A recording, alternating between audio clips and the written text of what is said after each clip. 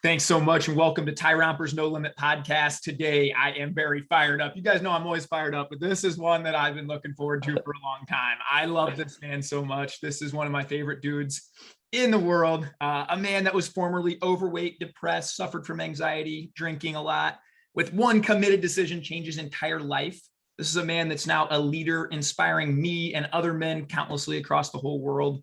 This is a man that recently got engaged. I can't wait to hear about that. A man that has a bold new faith that we're going to get into today too. This is my man, a brother, a man that I just love and adore. Joey Devlin, welcome to the pod, my man. Yo, what's going on, man? Thank you so much for having me, Tyler. Really appreciate it. And been looking forward to this one for a while. Yeah, same here, man. And, we've hung out quite a bit off platform and stuff too. And you're just a guy that, man, I've looked up to a long time. I mean, ever since neither of us really had any kind of following, we connected really on and kind of grown through these streets together, and it's been pretty awesome. Anybody out there, I think anybody who knows me is probably going to know you, but maybe give a quick little introduction, man, about who you are, what you're about. Oh yeah, cool, man. So I'm Joey. Obviously, I'm 27. I live out in Arizona. I've lived in Arizona. I'll be 5 years in February. I was born and raised in Indiana. I lived in Indiana for about 22 years. Randomly kind of made a jump to move out to Arizona. I didn't have a job, didn't really know many people. It was a super random risk I took, really paid off. But for between that moment and now, man, I've been beaten down. I've been fat. I've been broke. I've been depressed. I was lost.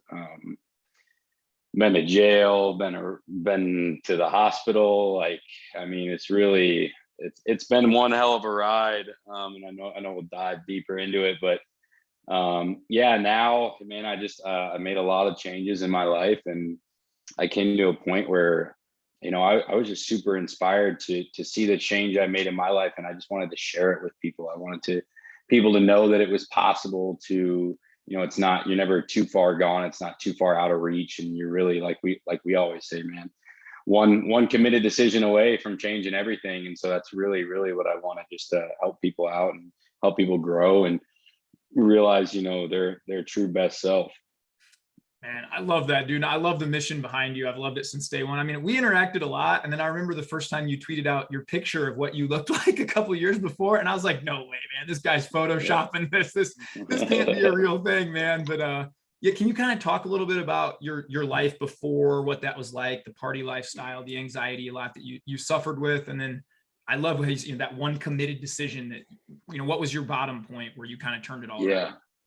Yeah. So I had, from a very young age, I was like, I guess like kind of a touted kid, and like, at least between my family, like had like the gift of gab. People said, like I was a very social kid. Like I was always making a bunch of friends, popular, and like that continued into high school and continued into college. And like, as you grow older, like being super social and being like a life of the party, as you grow older, that means alcohol and parties and things along those lines. And I think I really like spiraled out of control with that identity, like being the party kid, life of the party, super popular guy. And like I didn't really have much confidence and much to be proud of in my life at those times. And I think honestly, like the drinking and partying became, like I was saying, an identity and something I was almost proud of. Like I was always the kid getting the most messed up, like the drunkest. Like I'd wake up in the morning like bragging about how much I drank the night before and like how messed up I was and everything, and like, oh, like I have no idea what happened last night, bro, like what went on, like that kind of thing. And man, it was like out here in Arizona, it probably, I mean, in college, it's a little more acceptable. Indiana University was ultimately, it's my decision, and like I don't blame anything, but like Indiana University was a crazy environment, man. Like it was a super hardcore party environment. I was in a fraternity. I was like the social chairman of the fraternity, the guy planning all the parties and everything. And so, and then out in Arizona, it kind of just got worse, and there were drugs involved. And like, I was just, man, it was like every single weekend going to the same bar, doing the same shit. And it's like, I basically developed I was in this spiral like every weekend. I'd wake up in the morning, have no idea how I got there, no idea how I got home. Like I'd be completely undressed, like my phone would be on the charger, my teeth would be brushed, and it's like I was just fully normalized, like having absolutely no idea how I got there. And then, I'd probably feel normal again by like Wednesday and Thursday, and just in time to turn around and do it all over again. And it was just, so that went on for a real long time. And then that basically brought me to the end of 2019, where a couple things happened in my life, and I actually made some real dumb decisions that hurt some people. And at that point, I was real broken down. It was actually it was December 30th of 2019 when I kind of made a big mistake, and then that next day would have been the day. So it was actually ironically one of the biggest drinking days in the US. December 31st, so New Year's Eve day, was the day it all changed for me, when I was like, you know what, man, I took a look at myself and I was so disgusted with who I had become. I was like, I can't go on like this anymore. I know there's so much more to my life and what I'm doing. And I didn't know what that looked like. I obviously never could have dreamt that it'd be brought to the point that it is today. But the first step was quitting alcohol for me, man. That was, I think after that point, I realized that I had a lot of pain hidden under, and like things I was hiding from. And I was ultimately using, alcohol as a cope and as an escape. And so once I took alcohol out of the equation, I was able to do a lot of internal work, diving deeper into myself, trying to find answers to questions on, why am I feeling this way, or why is this happening? Why was I doing this? Why was I treating myself this way, kind of thing. And ever since then, man, it's just been, obviously growth is never linear. It's not just like a straight upward shot, but it's just been a passion for trying to better every situation in my life and everything that I come in contact with, honestly. That's how I would describe you now, man. Is you're definitely a rising tide. You lift all ships. Everybody around you just seems to rise up, man. And there's so many things I could take away from that. And I resonate so much with what you said. After I was divorced and kind of lowest point in my life, man, I was drinking 6-7 days a week. And ultimately, when I look back at that, it was because I didn't want to deal with any of those things, right? I just wanted to numb the pain, and I didn't want to feel. I didn't want to ask myself some of those tough questions. And now that you kind of deal and coach with men, and I do as well. I see alcohol as a huge problem. A lot of my clients come in and just say, this is a thing. I don't want to deal with it. Can you share any kind of insight or wisdom and, how you've been able, because you haven't had a drink now in almost 2 years, right? Mm-hmm. And so what was your strategy around that? Or did you have to make new friends? A lot of people worry about that. I'm going to lose a lot of friends and stuff like that. Can you kind of speak on that a little bit? Yeah, I can speak to my situation. I don't want to obviously everyone's going to be different and everyone's lives is different than mine. In my situation specifically, I did lose people that I thought were friends. But I think in retrospect, it was a blessing in disguise. A lot of people that I thought were friends were probably just drinking friends. But it was better to, the way I take responsibility for it, though, because the way I kind of frame it is, I was at a very shallow point in my life where I was a very shallow person. And so if you are a shallow person, a lot of the relationships in your life are probably going to be pretty shallow. So I would take responsibility for that and saying that, yeah, like maybe it wasn't the best of friends or the best of relationships, but it was kind of my responsibility because I wasn't the greatest person or any type of introspective person or having too many deep relationships at the time. But for me, it was, like you say, man, like nothing great didn't come without a fight, or like didn't come without struggle. And like for me, being that person that was super social and popular in the life of the party, it's like I almost had to recreate myself. I would kind of compare it to like an athlete. Once an athlete finishes up like their high school or college career, and because they struggle, like they don't really know what to do after athletics are over. It was like, for me, I was like, dude, I was fully convinced. My dad used to always tell me, he was like, oh, with your personality and the way you are, he's like, you could go out and have fun without drinking at all. And I'd like laugh in his face and be like, yeah, right, man. Like, no way. And when I quit, that was my main concern in the very beginning. I was like, what am I going to do with my life now? Like, I spent all this time, like going out, drinking, partying with friends. Like, am I going to have any friends? Am I going to have anything to do? Like, which in retrospect, like, I write about this. I wrote a free ebook of kind of talking about this. And in the ebook, I talk a lot about how I'll link that below, everyone. most of the things that were a concern for me ended up being more so just kind of a story I created in my own head. Like, I mean, look now, like, there's so many incredible things I do in my life and people I've met and experiences I've had that all didn't involve alcohol, and so like most of the great things that have come into my life all happened as a result of that decision to quit drinking alcohol. And so I think a lot of what I created as stories or like concerns ended up not being too big of a concern. And then like anything, man, it gets better. It gets easier with practice.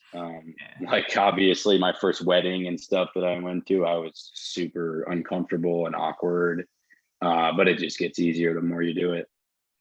Yeah, I feel like, man, what you said too about you kind of had that identity, right? And I felt that in my life too, where I was this poker player, always life of the party. We were drinking champagne at the club. That's just who we were. And I sort of worried about that too when I stopped. And I still do to this day. I'll have friends come into town that I haven't seen for 5 or 6 years and text me, "Oh, you live in Vegas now, bro. Let's hit a pool party. Let's hit a club." Yeah. And like, I haven't given up alcohol completely, but I have really rigid rules with myself where I only drink probably 5 times, 6 times a year now. And it's only with my wife. I don't ever drink with buddies because I realized about myself, I have one, I have 15, and so Yeah. I have to set pretty rigid rules around myself, things like that. But that was my identity too. But kind of what you spoke on, what I've learned is they're not your real friends, man. If they invite you to do that and then you say, "Hey bro, like, I don't really do that anymore, but you want to come hiking with me? You want to go grab a lift? Yeah. You want to go shoot some hoops, play tennis, do any one of these other things that I'm into," or, well, then they were just your drinking buddy, and that's okay just for that season. But I think it's okay to move on and leave some people behind, as hard as that might be, Yeah. And I think sometimes you realize like in certain aspects of your life or in certain situations, a lot of times we like to hang out with people that are doing similar things as us because it makes us feel better about where we're at in our lives. So like, people that are going out drinking every weekend and going to the bars every weekend like to hang out with people that are drinking and going out and partying every weekend because it makes them feel comfortable about what they're doing. And then on the contrary, sometimes, when you decide to make a step and do things different with your life, sometimes you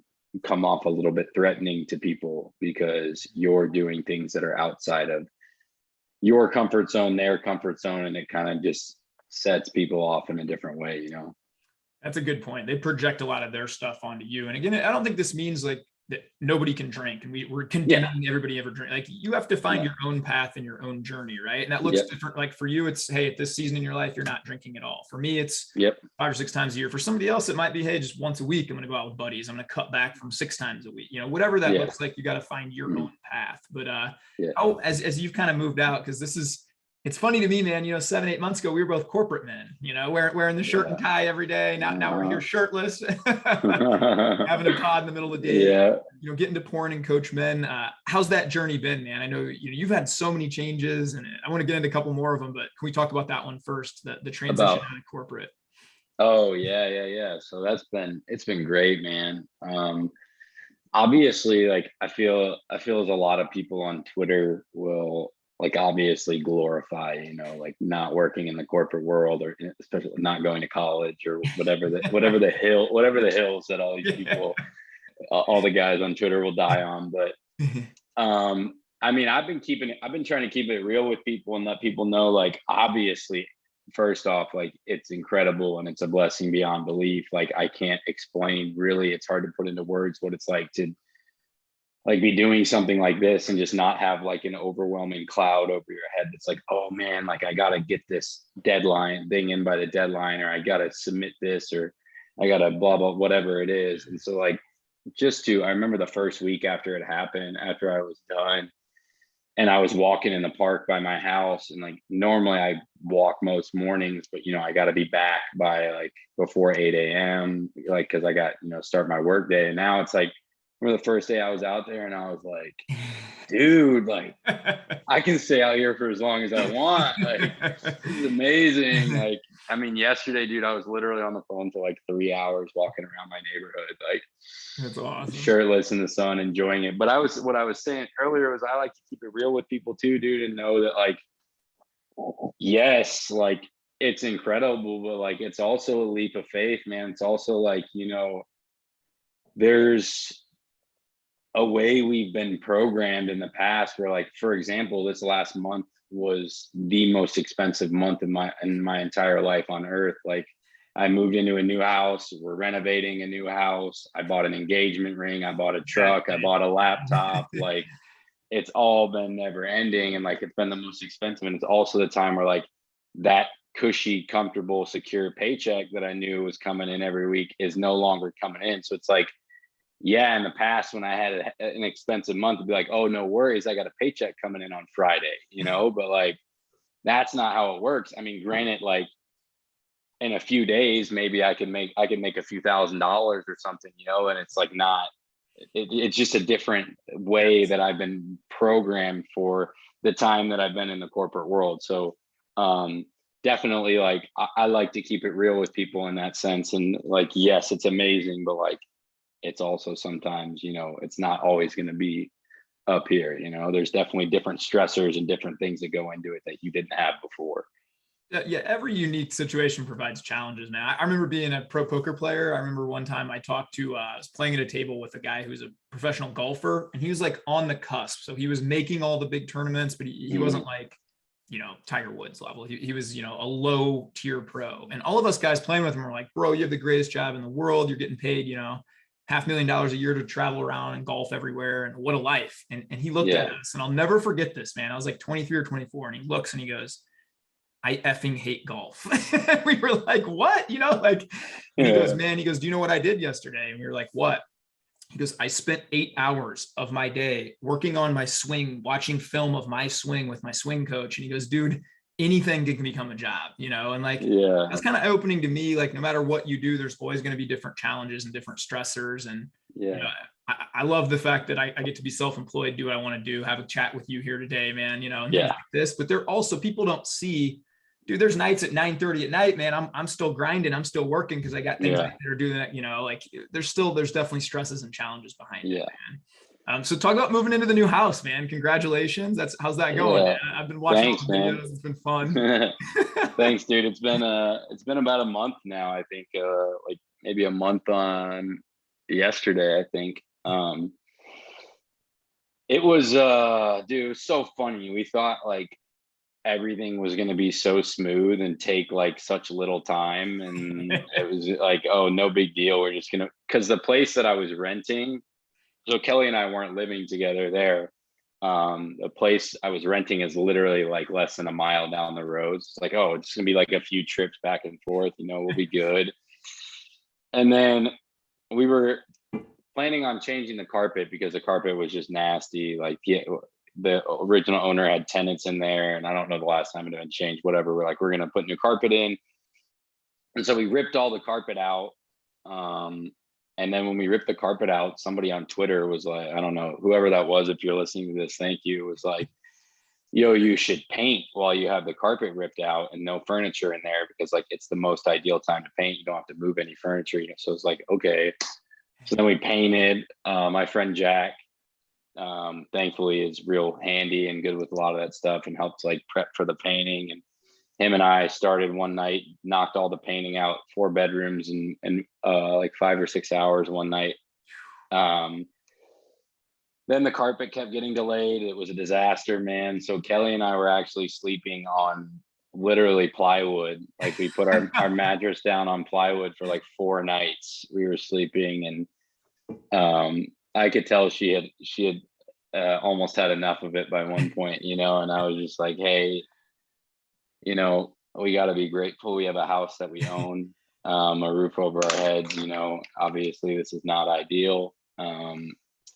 So the carpet kept getting pushed back. Finally, we got the carpet in, and then just installing the carpet was a disaster, dude. It was just like way harder than we ever anticipated. Those And are some of my favorite videos of you grabbing this big piles of carpet and chucking them throwing them out. out the window. I was laughing so hard at that, man. Yeah.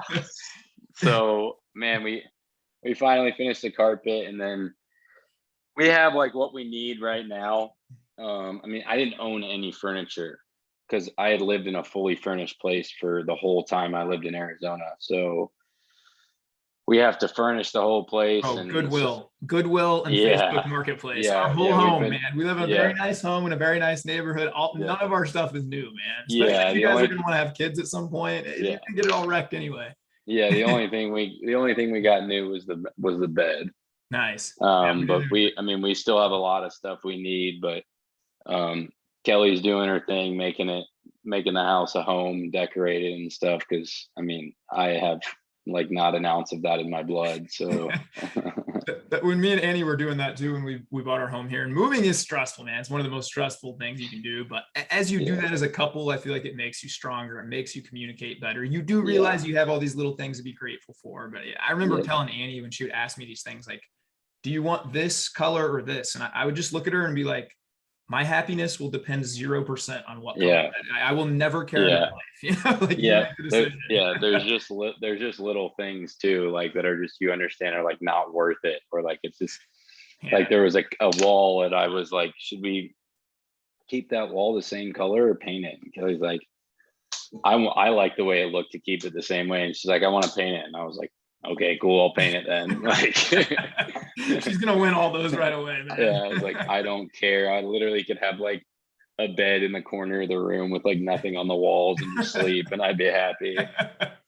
Yeah, have you ever seen that Chappelle skit from like a decade ago where he says like the only reason men buy nice houses and nice things is for women, but if it was up to us, we just live in a box on the street and just like none of that matters, you know. Careful mentioning Chappelle, man. You might get canceled from your podcast. that is the craziest thing in the world, man. Yeah, it's, maybe we can get into some of this culture stuff later.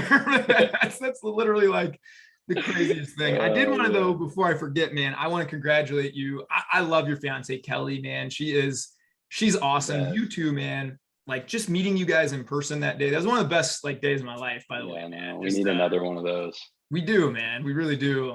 You're both just great people, and I feel like you have such a great mission together. And can you talk a little bit about? I know you guys met playing pickleball, and then how long you've been together, and then maybe give us the engagement story. You know, give a sneak peek for the press. You know.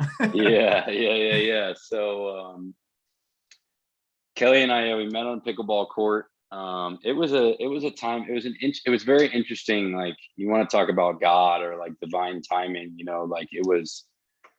So I told you like that rock bottom point at the end of 2019, right? And then I kind of began this journey for myself, and it was a lot. I felt like a lot of things had begun to get like washed away and like really start to step into this new area of growth in my life, like right around May, June time. And that was a couple months after we met on the pickleball court. And then the funny story is we were both crushing on each other after the pickleball court.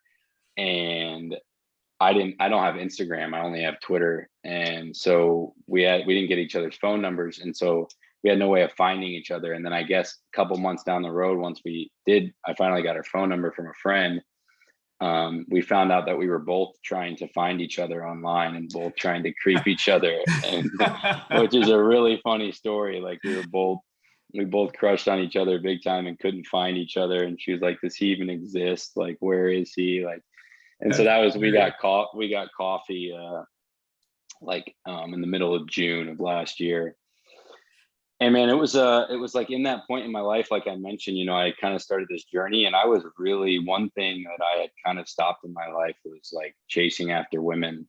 I was just like super focused on myself. It was around a little bit before that, like I had removed porn from my life, and like, you know, I had a really different perception of things, and like I was just focused on myself, you know, and I was really trying to more so work on loving myself more than a person or like another person, you know, work on that relationship with myself. And then I felt like when Kelly and I went on that first date, man, I was just like, I was in such a spot where I was like, I was at such a better relationship and love for myself that it was like we fell in love so quick, man. It was like a few weeks after we went on our first date, you know, it was like a month after that we were talking about getting married. And you know, it's been probably like a year, not even a year and a half since we went on our first date. And then yeah, we had been talking. So like a few months ago, we were kind of messing around in the mall, and we walked into a jewelry store in the mall, like just to see what size ring she had and what kind of ring she wanted, and just messing around or whatever. And then it kind of got to like escalated a little more, and then I was taking us on this trip to Montana, and I was starting to wonder, oh, maybe, you know, that'd be a good time. And I didn't have much help like with the ring, you know. I didn't like, there was no one I could really ask. And so I literally one night I was just like, hey, I'm gonna need you to help me out with this. And so like she picked one out, and she sent it to me. I got it delivered before we went to Montana. And then yeah, we were on our trip to Montana. So this is a story I'll tell, because I wanted to tell this to Twitter, but I didn't even know like how to put it in a thread, or like whether to take a video or what. But it's because it's kind of it's a decent story, but it's a crazy story. So is this pre-proposal then? You're on the trip and yes, you yes. haven't So proposed. this is the day of the proposal. So we got in on Wednesday. Wednesday, we didn't have like a full day or anything. We kind of just like went to the grocery store and did a few other things. And then Thursday was our first full day. And I have a guy actually that I met on Twitter. I was just looking for people that lived in Montana, and we actually had talked on the phone for like 30 minutes. His name's Cole. If you ever watch this, Cole, he's the homie. Thank you so much for helping us out. And so he put together like a whole itinerary for us, man. Like sent me over this email with like a whole huge itinerary. And so one of the hikes he had said, and a bunch of other, this was recommended on like all trails and other places. It's like this beautiful hike. So I was like, okay, I'm gonna propose on this hike, you know. And so we have a rental car. We're there. We have a Subaru Outback, and it's fall in Montana, man. Like it's freaking gorgeous. Like I've never been there before this, but I'm just absolutely I love the wilderness. Like I'm just absolutely loving this place. And so we're driving to the trailhead, and the last bit of the trailhead is basically, or the last drive to the trailhead is basically 8 miles up the side of a mountain. And it's a pretty narrow road. But man, I'm going up and I'm like just seeing the trees and everything. I'm like, oh man, this is so wonderful. Like we're just loving it. We're driving up more, and then the road is really narrow, man. Like, and so we get to a certain point and there's a little snow on the ground. I'm like, oh nice, like snow, it's snowing up here, whatever, like that's cool. And as you get higher up on this road, man, you look over the edge and there's no guardrail or anything. And since I told you, you're just driving miles up the side of a mountain, man, you're just thousands of feet from the ground. And like you look over the edge, if you like, that's death over that edge. Like there's nothing beyond that edge but a free fall to your death. And so we're driving more, and now there's a lot of snow on the ground. And I'm like, cool, okay, like this is a little bit sketchy. The car starts sliding, and I'm like, I mean, I do like 6 feet to your left is this cliff to your death. Like, and I'm like, all right, this is a little sketchy. Kelly's freaking out. Like she's not okay. And like I get knots in my stomach just telling the story, dude. And so I have a lot of, I'm glad you're here. I have anxiety right now. Just hearing this story, dude. man. So and it's getting worse, and I'm like, man, I don't know what to do. Like I get out for a second, and like you look down, man, it's just like you want to puke looking over the edge, because like you start to think things in your head, man. You start to think like, shit, like what if this thing really slides? Like what if we go over the edge? Like there's no way, like we die today. Like, and so I'm like, okay, I'm gonna call 911. I was like, I don't know what else to do. Keep in mind, there's nobody else up on this mountain, man. Yeah, it's you just can't us. you can't even going down would probably be more dangerous. No, right? but you can't turn around either, because the road's too narrow to turn around. Holy and there's nobody else out there, dude. And man. we have maybe one bar. We're like in and out of one bar of cell service. And so I call 911, and I get on the line with a sheriff, and they're like, they basically tell me to try and put it in reverse. And because like at some points along that road, there'll be places you can turn around, right? Like if you can make it to a certain point, you could turn around, maybe that would help. I still wouldn't have felt comfortable driving down. But anyways, she says, put it in reverse. So I'm like, okay, I'll put it in reverse, I guess. So I'm like crawling in reverse, man. I probably go like an eighth of a mile and like the car would start sliding. It's so sketchy. And there was this, excuse me, we get to this one part, man, where like, we're very close to this cliff, like and there's no trees, there's no nothing, like you're literally just looking over the cliff. And there was one point I tell Kelly, man, I told Kelly, I was like, Kel, like, I need you to get out of the car, take the bag, like hold the bag. I'm going to try and keep driving this, because I was legitimately worried. I was like, if the car goes over this edge and I die, like, I'm not taking Kelly with me too. Like, so, and Kelly later on was telling me she was scared to give me a kiss when we were in the car, because she was afraid that it was going to be the last time she was going to kiss me. And dude, like terrified, man. And so I called the cop back and I'm like, look, like, the reverse thing isn't working. I was like, because when we were putting reverse, man, right when I decided we were done, was I put the car in park and it kept moving. It kept sliding after I put it in park. So I threw the emergency brake on, and then I called the cop back and I'm like, look, like, and she's like, sorry, due to liability reasons, like, we can't come up there. And I'm like, man, officer, I was like, everyone in Montana up to this point has been like the nicest person on the face of the earth, except the police. And she was like, sorry, we can't come up there. And I was like, ma'am, this is a life or death situation. Like, I feel our lives are at risk. Like, we need help. And she's like, yeah, we just don't feel like it's like completely a life or death situation, and we just can't come up there. And she's like, you can call a tow truck. I'm like, oh my gosh. That's crazy. So I call a tow truck, man. The first tow truck company I called, they go, yeah, we don't go up that road anymore for that reason. And I was like, wow, man. So we call another tow truck, and he's like, I think it was at this point we started praying, man. I think like I took Kelly's hands in the car and we just started praying, and like we were praying for a miracle, like, God, please help us. Like, basically we don't want to die today. Like, you know, and like I didn't know, like, even if a tow truck came in, I don't know how a tow truck could get us out of there. Like, I don't even know what the road was so narrow. Like, I don't even know what they would do. And so another tow truck is like, yeah, we can be there in maybe an hour. And, at that point, dude, so we had just finished praying probably 5 to 10 minutes before that. And I look in my driver's side mirror and there's a man walking up to my car. And I was like, who's this? And so his car is coming up from behind. And at the same time, 2 cars are coming down the mountain. So there's 3 trucks that show up like at the same time, and they're all unrelated. And you hadn't seen anybody up until this point? No, we hadn't seen a single human being up until this point. And so the guy's like, what's up, man? Like, what's going on? You guys need help? Everything good? And I'm like, no, brother, like, everything is not good. And I tell him what's going on. He's like, all right, man, like, no worries. Let's see what we can do here. And so it was 2 couples in the car behind us, probably like mid-30s, really wonderful people. And he was like, all right, my buddy here is going to help you. And the buddy goes, he's like, give me your keys. And he's like, get out of the car, give me your keys.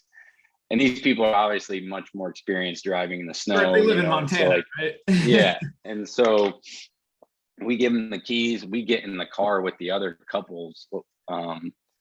And we're obviously like beside ourselves, dude. Like, we're like, I'm about to puke. Kelly's crying. Like, and these people in the car, man, are just like the nicest people in the world. And the women in the car could just sense it. And they were like, hey guys, you know, like, don't worry, everything's going to be fine. We're going to get you guys out of here. Like, and I was like, I looked at them and I was like, man, like, you guys are a gift from God. Like, and I was like, if you talk about like God in human form, like, after what just happened, like, there is literally no doubt that, like, and it was, and so they drive up and we find a place to turn around. They turn the car around and they drive us back down to kind of where we were before. And they were like, is this good? Do you, and we were like, no, honestly, like, we want we want to get out of the Get us snow. off this We don't want to entire do anywhere near the snow.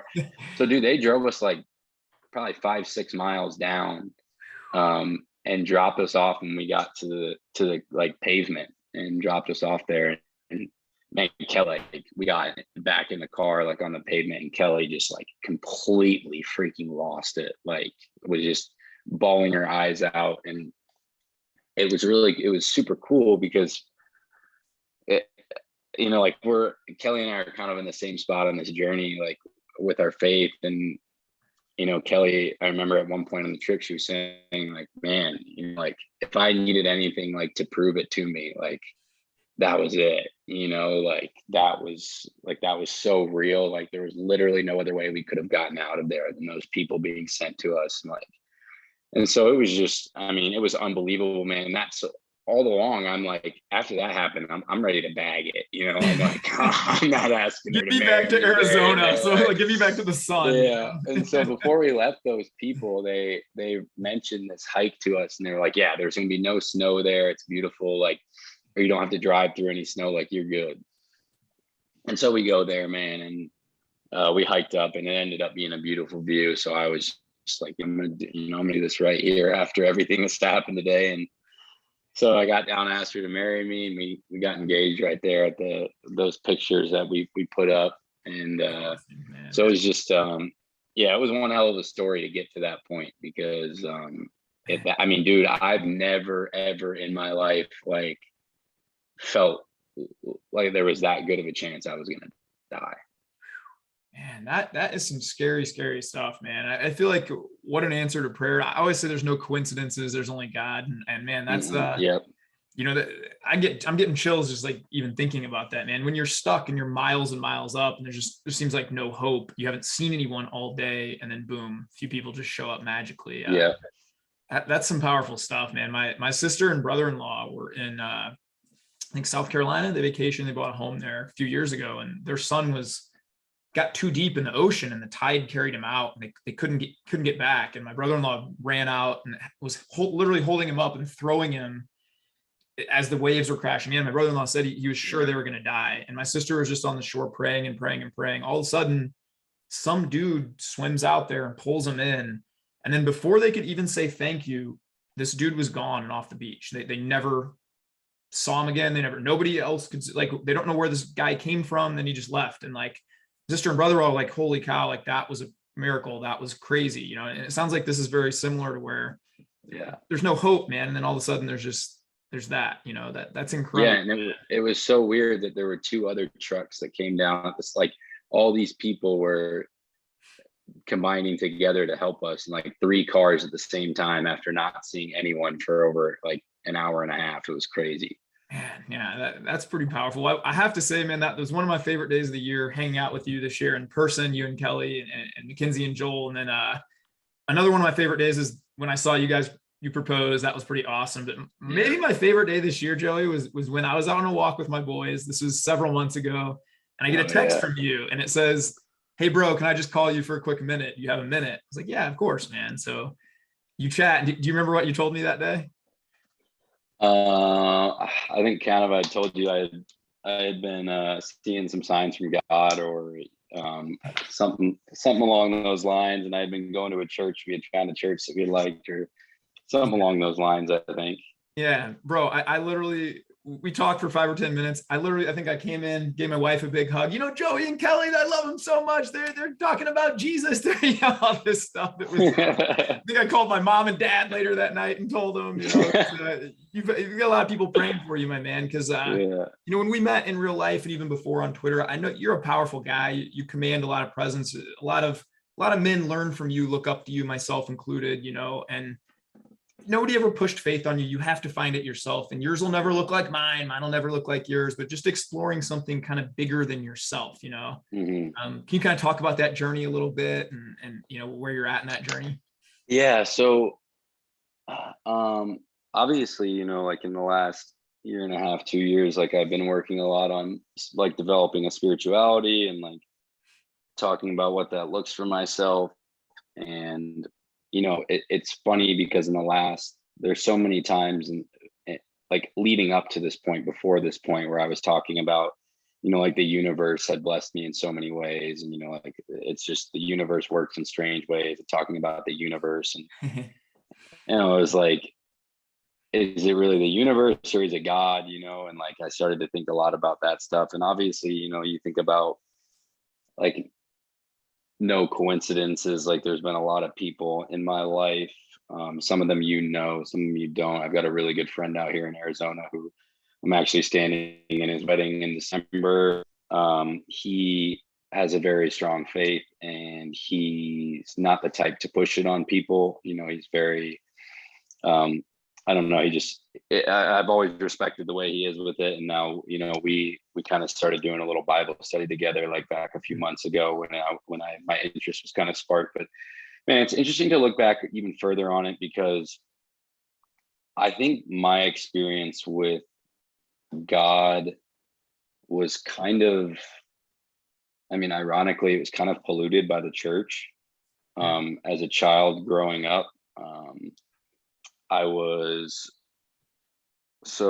I won't say what certain church I was baptized in as a child. I don't want to like raise any hairs or get anybody upset, but like the way my experience with church growing up, man, is like,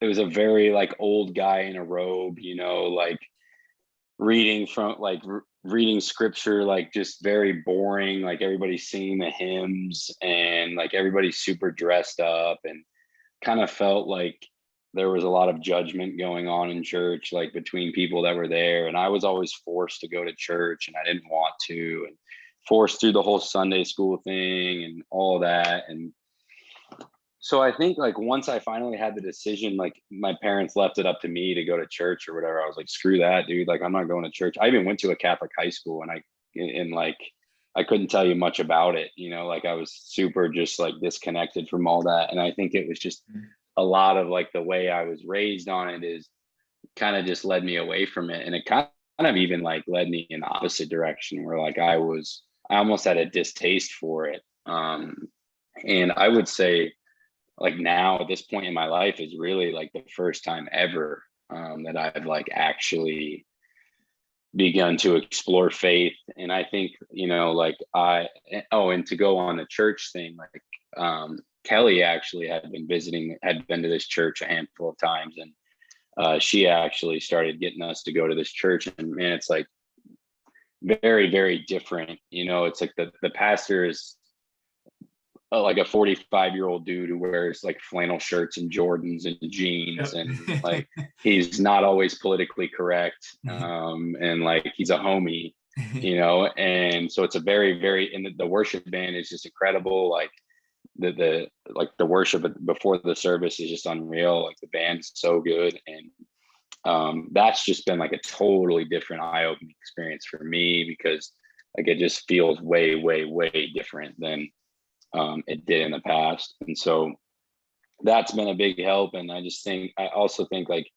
just some people that have kind of been planted in my life throughout time. I mean, right around the time this was happening is when I went on Zach Hummel's retreat in August. And there were a couple experiences on there that like, I remember I hadn't really even gotten into worship music too much. And I remember Zach was starting our mornings on the retreat. We were kind of just doing worship music and meditating and doing some breath work in the morning. And I mean, Zach and I listened to worship music get together one morning, cried together. And, you know, like that was a super cool experience for me. And I think, you know, I've gone about it with the mindset, you know, like I don't have to have all the answers. I don't really have to understand what it looks like, you know, but I've just opened that door, and I've been trying to explore. Like, I mean, I've been reading the Bible every morning, you know, like I've probably read like 6 or 7 different books at this point, and I'm just kind of going through it and talking to other people, and, you know, going to church every Sunday. And I mean, this guy, our pastor at our church, is incredible, man.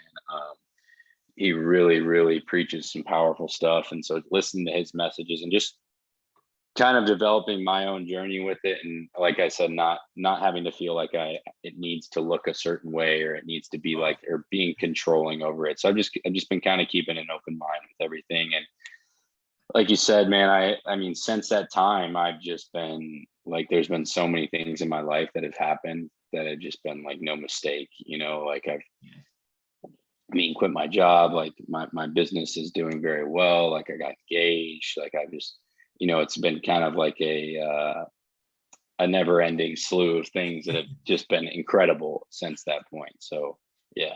Man, that's awesome. And dude, I can resonate a little bit too with what you said. And I always say that I think Jesus people and church people, especially, we're our own worst enemy, man, because, like so much of the church is like, you got to look a certain way. You got to dress a certain way. You got to, our church now, man, there's dudes in Raiders jerseys. We have a prison behind bars where I love it, man. These guys, where they get released from prison, they get neck tattoos, face tattoos. They sit front row, they're shouting. I mean, I love that, man. It's welcome for all. And one of my favorite mentors, Eddie Lowen, shout out Eddie Lowen.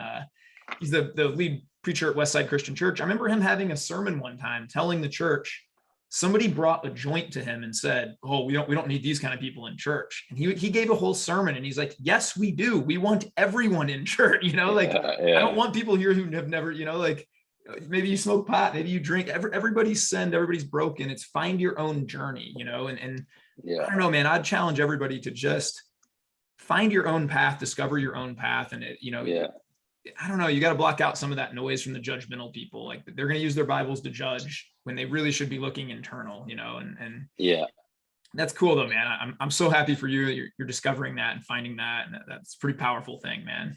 Thanks, bro. I appreciate that. Yeah. I think it's been cool too. Like there was a couple weeks ago, the pastor was like, I don't care if they put another church up in the parking lot right next door to us. He's like, it's not about just getting people to come to our church. It's about getting people to hear the word of God. Like as many people as possible, And that's powerful too. I feel like it's the same mindset with even like faith, fitness, everything. It's, essentially me and you could look at it and say, well, we're kind of competitors, right? We both coach in the same space, whatever.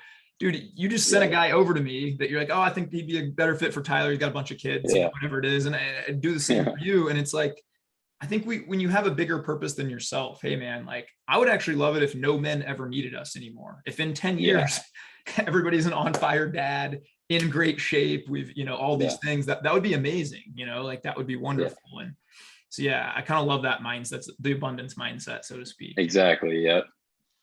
That's awesome. And can you talk a little bit about your business? And I know you're getting ready to lead a retreat here coming up in a couple of months. I'm excited about that. I'm a big fan of your newsletter and everything you put out, man. Yeah. Can you kind of talk about how that's been over the last couple of months and coaching and what that's like? Yeah, man, it's been great. I think, man, I can't even keep track. I think maybe I'm on my fourth or fifth group now, filling spots for my first retreat in January out in Arizona, and been doing a lot more one-on-one stuff with guys as well, which I really like. Just having the opportunity to connect with people, man. So many people are on similar journeys or at different places in their lives, and just to be able to connect with people and the men's groups and everything I'm trying to create. And I know you're all about the same thing, is just, I feel society kind of pushes men away from being like vulnerability or emotions and being comfortable with themselves and who they are.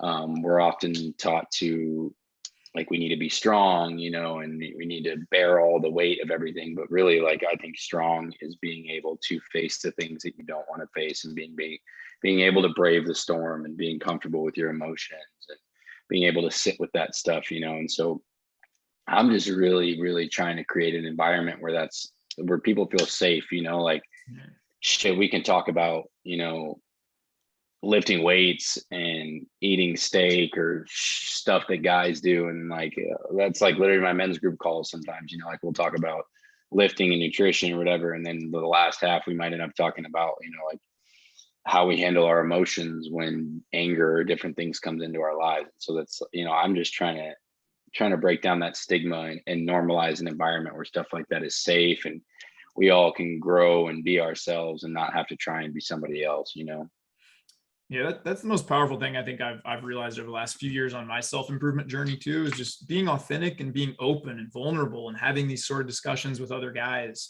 It's so powerful, man, because if you're struggling as a guy with, say, pornography, alcohol, fill in the blank, right? Odds are there's another group of men that are doing the same. And if you guys can share that together and talk about best strategies to get through that together, well, man, that's a really powerful thing, right? And I think too often, men are just, they feel isolated. Well, I work this job, maybe not that passionate about. I'm in a home where I don't really feel that respected. And so, Mhm. this happens. Life just kind of goes on, and you just kind of numb pain with alcohol, numb pain with these other things, sports 40 hours a week, and, whatever that looks like. And they don't really face or ask themselves these right questions. And so I feel like, when you come in and you can maybe just start to guide them towards seeking their best life or their best answers. There's nothing more rewarding than that when you kind of see that mindset shift, right? Yeah. That's a powerful thing, man. Oh yeah. Why do you think, because you mentioned like Chappelle and society and things like this, could we get into that for a few minutes? Maybe this will be the last podcast, guys. I don't know. I'd love to, man. Yeah. Why do you think that is, man? Because, I kind of have some thoughts on it, but I'd love yours as to why there's been kind of this war on masculinity, number one, this toxic masculinity and kind of the numbing down and why certain systems exist the way they do, Yeah, man, I think there's so many different parts to it. I think a lot of things, I don't know, I think it's a lack of like self-image or kind of knowing who you are or confidence in yourself, and I think it leads to a lot of people identifying with things that might give them like attention or a sense of belonging or something. And dude, you see it in society with all different kinds of things. You see it with work, you see it with sports teams, you see it with political parties, you now see it with COVID. So people, it's like, I think when people don't have a good idea of who they are, or maybe a poor self-image, they kind of latch on to things that might give them like a sense of identity. And so I think that has a lot to do with it. And then I don't know, man, like some people just really, I always think back to it's The Dark Knight, and there's the movie The Dark Knight, and the guy Alfred, his little assistant, the English guy, and he goes, some people just want to watch the world burn, and it's like there are so many people out there that like today that just really want to be angry, and I think it's because a lot of people in our world today are holding on to a lot of pain.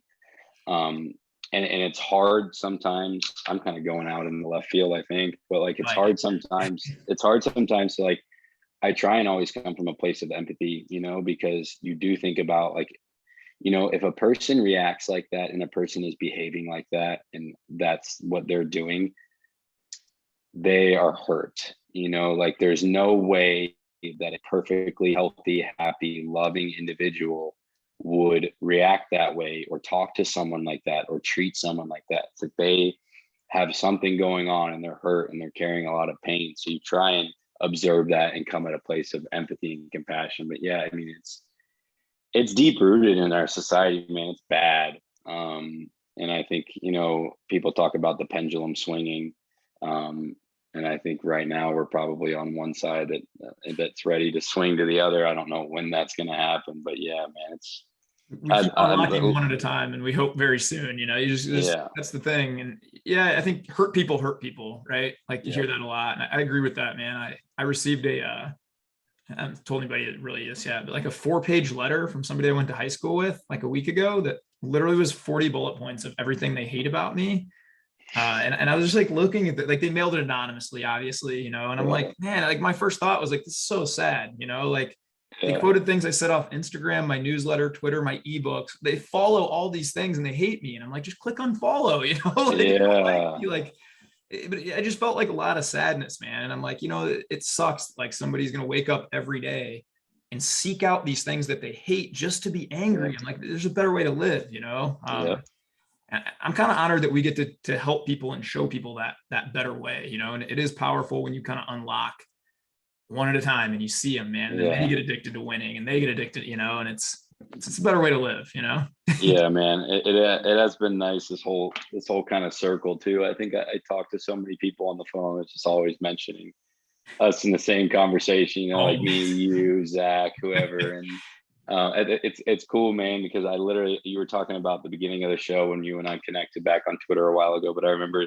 Tyler and I were in like engagement groups like back sometime last year. Like I think we literally probably had around the same amount of followers, like something like 700-800 followers at the time. And now it's just, I mean, your growth has exploded. But like it's just been cool to see that, Well, it kind of turns out happen for both of us. if you adopt children, your growth goes bigger. That's a growth guide. I'm gonna write a book if you just adopt kids, man. Adopt kids, yeah.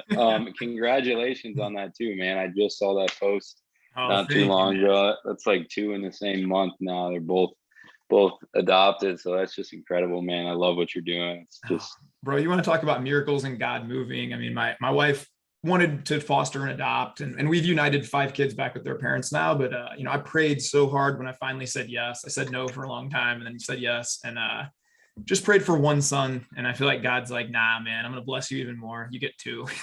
yeah. Just the craziest thing ever, man. Well, dude, I love you, man. And yeah, I'm always, I can't even tell you, I text you a lot and I'm like, even a one-on-one client that I'm talking with now, they're like, well, I saw Joey talking about this other thing, or in Joey's newsletter, he brought this up. And I Yeah. feel like, man, I send people to your stuff all the time because I know you're a man you're always working on getting better. I know you won't be the same Yeah. person if we do another podcast 6 months from now. You'll be learning Yeah. and studying and these new things, and I love that about you, man. You just have that mindset of like, I'm going to keep getting better and focus on the things that matter. I can't wait to see where you go, man. Thanks, dude. I appreciate that. And I think I speak for the rest of the world when I say that your positivity and attitude for life is just something I think every person, and if every person in the world had like an ounce of what you have in you, or like a quarter of an ounce of what you have in you, I think we'd be like this magical, wonderful world we'd live in. So Well, I'm just like a keep doing dog, what you're doing, man. just like a dog. I literally, the first thing I think when I get consciousness, when I wake up, is like, we got another one, baby. Let's go. I'm gonna get to take walks today. I'm gonna get to call people I love. Like, this is amazing, Oh, the dog way is such a great way to put it. let's just chase this thing over here and see what happens. It's Oh, a fun that's way to live. Well, amazing. brother, I end every podcast with 5 rapid fire questions. So can we hit All right, 5 quick questions today? And then I want let's to do bring it. I'm going to link everything Joey does below on the podcast. Joey is an amazing coach too. I know from spending days with this guy, any man out there can benefit from hiring Joey's one-on-one coach. I know you do hour calls. He has group coaching, which I've talked to men that have been in that group coaching that have literally changed their whole life and destiny and future. He's written ebooks. He's doing a lot of stuff out there. So please check out all his stuff in the links below. And let's get to it, brother. All right, 5 rapid fire questions. What is your favorite book, most impactful book of all time? Inward by Young Pueblo. Say that again. Inward by Young Pueblo. I need to write that down. All right, Inward, but I'm gonna have to read that one. That's one I've never read. All right, that's a good tip, man. All right, you're planning a date for your fiance, Kelly. Congratulations again. What's a best idea you have, or you can give to other guys that I know you guys do weekly dates too? What are some good ideas you can give guys? Oh man.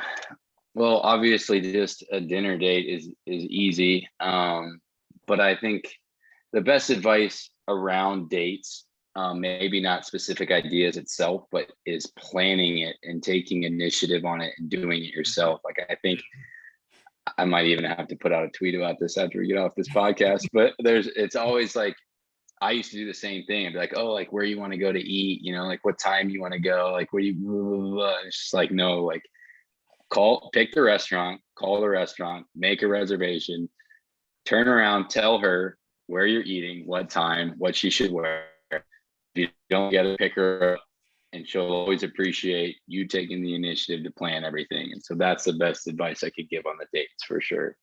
That's huge, man. My wife always appreciates that too. When I just say, hey, we're going to dinner here, we're going to go to this lounge after, we're going to go dance here after, and I have the babysitting's all taken care of, everything's done, just show up, have a good time. I think that's a great tip, man. All right, you have one meal left, man. I know you're big on planning your meals too, like I am. The Lord's going to take you home tonight, man. What's your last meal? He says, Joey, you got one last meal with Kelly. What are you guys eating? Probably just having a steak with butter and salt, some sweet potatoes. You can't really go wrong with that, man. Nothing too crazy. All right, man. What's your favorite movie of all time? Oh man. Probably it changes, but probably at this point in my life, I'd say Shawshank Redemption. It's a powerful movie. I'm going to send you a link after this. My preacher, Eddie Lowen, that I mentioned earlier, he just did a sermon on Shawshank Redemption where he's showing a lot of Really? film. He did all the impactful points around it. It's really good. Yeah, I'll send that to I you. love that movie, man. All right, my man. Now that you are self-employed, no longer at corporate, what is a estimate of a percentage of time you're wearing a shirt these days? 0.5. when you go to church and like, Yeah. that's pretty much. Yeah, man. Although it's sad, it's about to get cold here in Vegas and Arizona. I know, man. I know.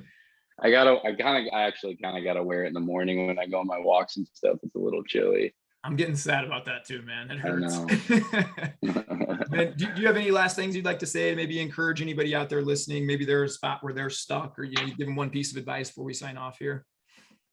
Yeah, man. I think I'll just say, like, thinking back on the times in my life before I got to this journey for myself, I listened, or I had thoughts for a long time that something needed to change in my life, and then I was looking for more, and that there was a deeper meaning or something in life, and I ignored them for a really long time, and I did nothing about it, and I think that ultimately made my situation worse. So I think if there's a voice within you telling you something, whether it's the voice of God, whatever you want to think it is, and telling you that something needs to change, listen to it, man. Just grab a hold of it, grab life by the horns, and just go, because it'll just continue to add to anxiety. It'll continue to make your situation worse. So if you're hearing that voice telling you, listen and just go.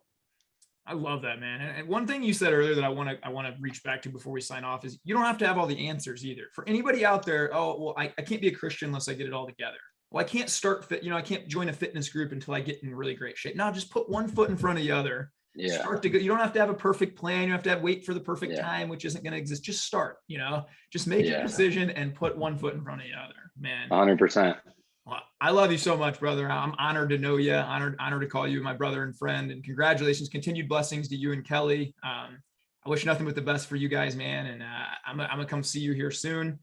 We're gonna put out a tweet here. Maybe we're gonna work on something here in the next few months. Joey and I are gonna collaborate on something kind of big. I think maybe a little retreat in Arizona, something like that, gonna be happening. So maybe if anybody's interested in that, shoot him or I a DM. We'll get some details of that worked out coming up here in the next few weeks. But this has been Tyromper's No Limit Podcast, episode number 6. My man, Joey Devlin.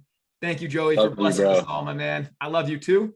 And you guys go have the greatest day of your life. Be kind to somebody. Let's pour in. Let's be our best selves. Have a great day, everybody. All right, brother. Got it, man. I think. All right, cool.